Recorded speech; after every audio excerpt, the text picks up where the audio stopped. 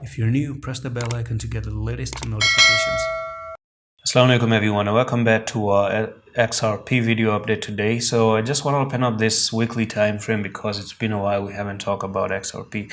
Now people are saying that XRP is really cheap, it's not going to go down. I think XRP is looking to move lower because you came down like this, moved to the upside, came down, moved to the upside, you broke to the downside and you went for the retest, you back tested here and your technical target is actually at 0.1507, and we're talking about a drop for XRP from there to there, and we're looking for a further 55% move to the downside for this coin actually. So it's nothing more than a pattern called a descending triangle on the weekly time frame.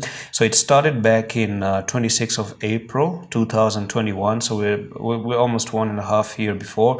Came down like this, moved to the upside again, came down, moved to the upside, came down, and that's the point where you broke down, moved sideways a little bit, pumped to the upside to make this double bottom right here, made people think that we were continuing to go on for the bull run, but it was actually a retest of that descending triangle because that's where you had your support right there, support right here, broke, lost the support, went down, went up for the back test, and this is where you're getting rejected. So you take this top to that bottom right there and you place wherever the technical target is going to be, and it's actually going to be down at 0.1532, and actually I've just messed up a little bit of the charts right there.